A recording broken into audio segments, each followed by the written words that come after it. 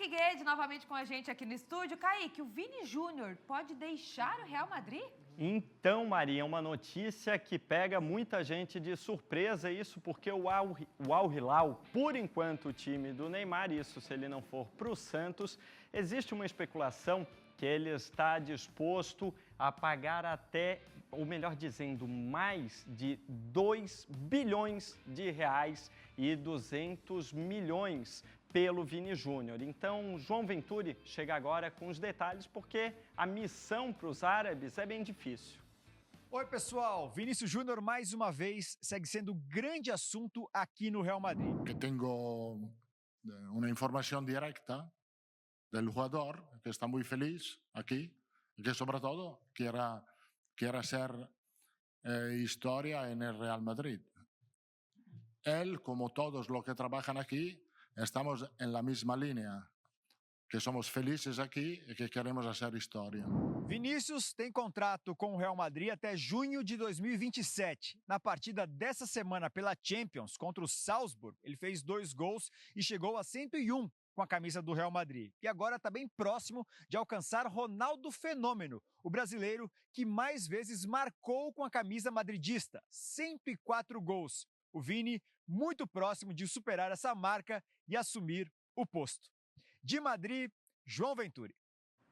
Fazer história, não é mesmo? É como resumiu tanto o treinador quanto João Venturi. Que eu peço que coloquem agora imagens das várias brigas antes, durante e depois do jogo. Eu entrei em contato com a Polícia Militar de Santa Catarina e eles informaram o seguinte: a polícia disse que fez o contato prévio com as torcidas organizadas e definiu horários para as escoltas, mas alguns integrantes dessas organizadas foram para o estádio antes do horário combinado. O policiamento já estava no local, fez intervenções necessárias, afinal foram muitos conflitos durante toda a partida e 8 pessoas acabaram presas. A PM também diz que tem imagens desses confrontos e que muita gente ainda vai ser identificada posteriormente. Um relatório completo de tudo o que aconteceu, relatório este feito pela Polícia Militar, vai ser encaminhado ainda hoje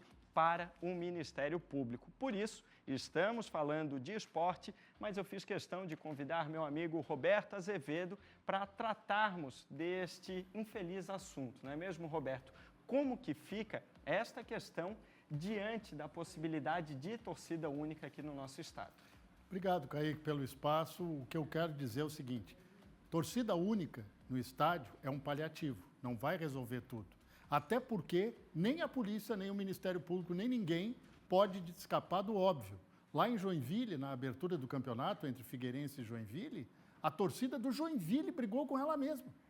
Então tem brigões que querem ir para o estádio, gente que não quer respeitar ninguém e deliberadamente marca, inclusive por celular, as torcidas organizadas fazem isso para brigar em determinados horários. Isso é um absurdo. Então, ou se aumenta o policiamento nos estádios, pune-se rigorosamente, pedagogicamente os brigões, não entram mais em estádio, ou o espetáculo vai perder, porque você não tem nem como garantir a integridade de quem foi assistir o jogo se divertir, ou de quem foi para qualquer outro espetáculo e não marcou briga. Kaique, você já viu no cinema, em atividades outras, as pessoas marcarem para brigar? É só no futebol, é só no esporte, isso é um absurdo. Então, tem que se encontrar uma saída mais duradoura. Acredito que o ponto está nisso. Punições rigorosas. Brigões, fora do estádio. Fora do estádio, não entram. Ficam anos proibidos. Foi assim na Europa, foi assim em outros países, até na Ásia. Resolveram o problema. Resolveram o problema.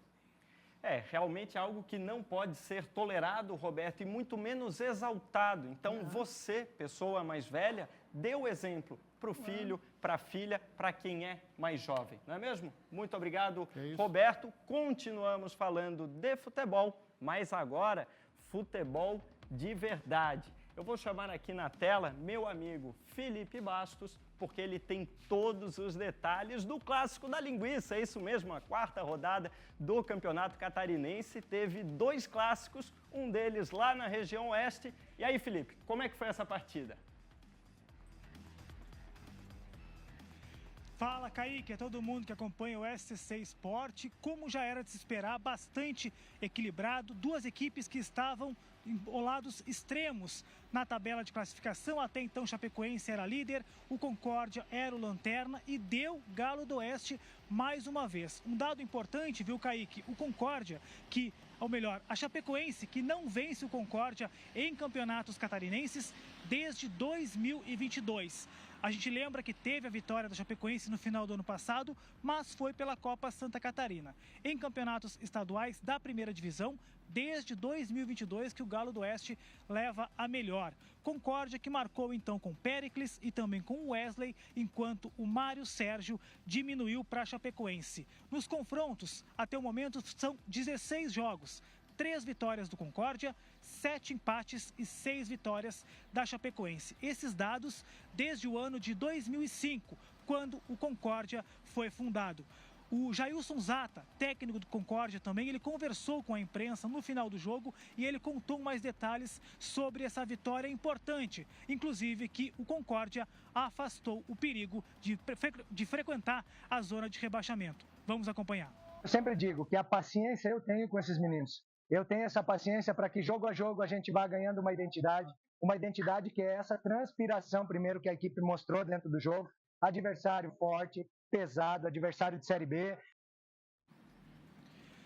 E essa vitória foi tão importante para o Concórdia, Kaique, que o Concórdia subiu 4 posições, está na 8ª colocação com 4 pontos e a Chapecoense caiu 2 posições, era líder, ficou em 3º lugar com 7 pontos conquistados. Torcida do Galo do Oeste está feliz da vida com mais uma vitória sobre a Chapecoense no estadual. Kaique, devolvo para ti no estúdio. Fechou, Felipe, muito obrigado. Você já adiantou, já temos a tabela aqui, porque agora vamos falar dos outros 4 jogos que rolaram nesta rodada.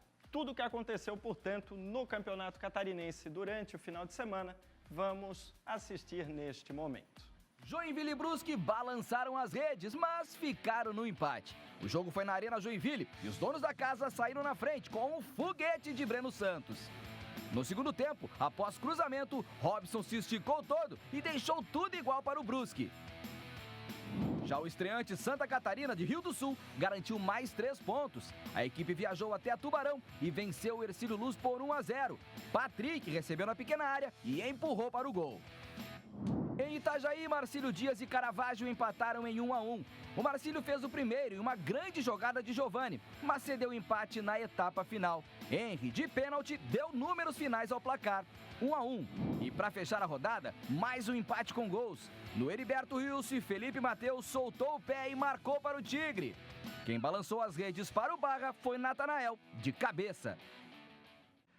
Olha só que interessante está a tabela do Catarinense. Eu quero chamar a atenção para isso aqui. O Santa Catarina, como o Thiago adiantou, estreante neste Campeonato Catarinense, em segundo lugar, com a mesma quantidade de pontos de Criciúma e também Chapecoense, 7 pontos. Portanto, os 3 primeiros colocados, temos ainda Joinville em quarto, Figueirense em 5, chegou em quinto, melhor dizendo, chegou aos 5 pontos, isso após a vitória no Clássico. Marcílio Dias em sexto, lembrando que o Criciúma tem um jogo a menos. Aí vamos aqui, Avaí em sétimo, 5 pontos, Concórdia em oitavo, Barra em nono, Brusque em 10º, Caravaggio 11º e Hercílio Luz é o lanterna da competição neste momento.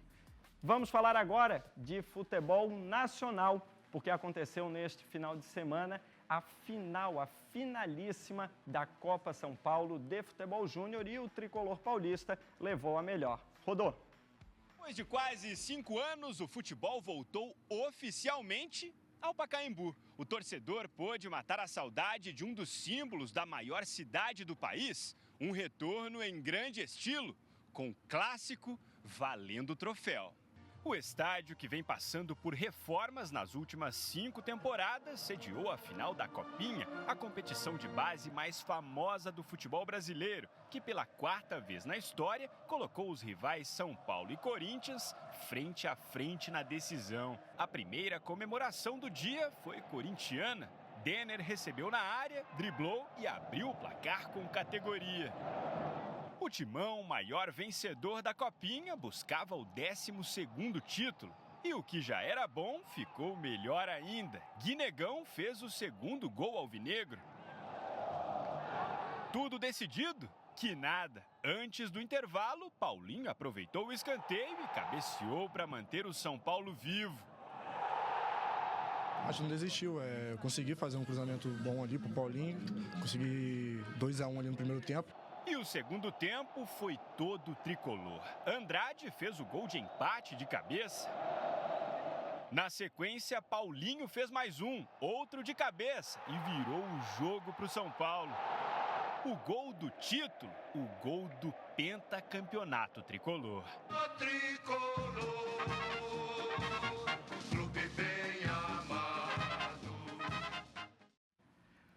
Portanto, parabéns à equipe do São Paulo e Maria. Eu quero só, antes de nós encerrarmos esta participação, lembrar que a WSL, o Circuito Mundial de Surf, começa daqui a pouquinho. Temos ainda novidades no futsal catarinense, porque as Leoas da Serra contrataram a melhor jogadora jovem do mundo para a equipe delas. E tudo isso, é claro, onde os nossos telespectadores vão assistir, no Tá Na Hora Santa Catarina, daqui a pouquinho, no final da tarde. E no Tá Na Hora, por favor, não percam peladeiros e peladeiras. Você que gosta de jogar aquela bolinha toda semana, porque vai ser a chance de quem joga bola aparecer aqui na tela do SCC SBT. Eu vou trazer todos os detalhes já já. Combinado? A partir das 6h30. Combinado. Valeu por hoje, Kaique. Tchau, tchau, Maria. Obrigado. Valeu. Tchau, gente.